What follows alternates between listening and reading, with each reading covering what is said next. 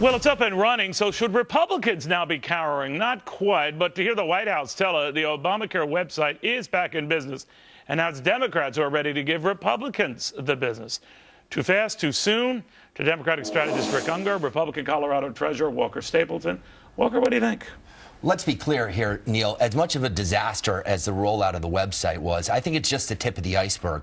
And the reason it's the tip of the iceberg is that, look, I'm glad the president found a couple bright folks in Silicon Valley to enact a website. I think we've had websites for about 2 decades now. But now people can register. Now people can magnitude, right? Now people can register. They can get on.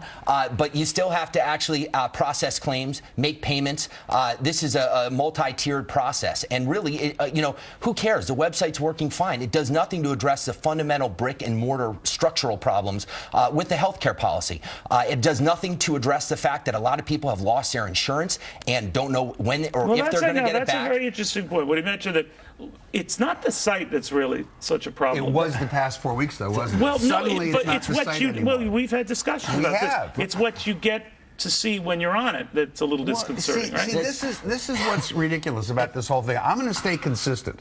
I've said all along. Why guys, start now? Well, it's what I do.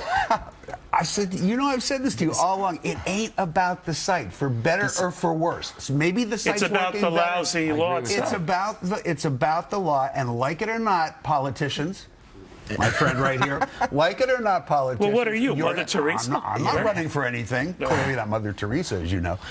It's going to be 2 to 3 years before anybody really has an answer as to whether this has worked or whether this has not worked. So I know that that's inconvenient. But if the website leads people to something that's jaw-dropping, they see prices that aren't what they thought they'd be, or one-size-fits-all plan. Except you're overstating that, and you got to know that. No. I mean, obviously that's what's happening, right? Because people aren't signing up. No. First of all, let's be honest. Some people are getting to the website, seeing prices. I mean, I hosted a radio show this morning. I heard a lot about that.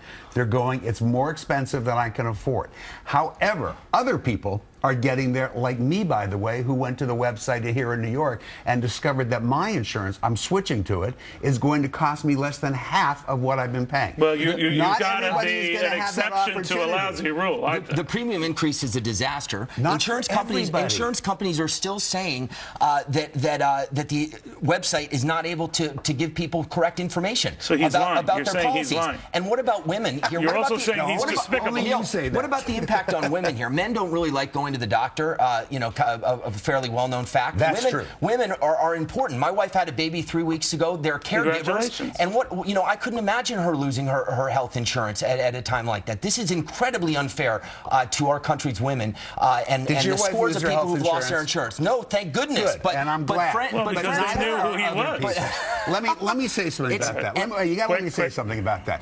This whole thing, I too am concerned about anybody who got a cancellation notice. I am. No, you're not. Yes, I am. But would you tell me this? Why aren't any of you concerned about the people who never had insurance? Political platitudes. I have no time. What about them? This is the no financial spin zone. Yeah. All right.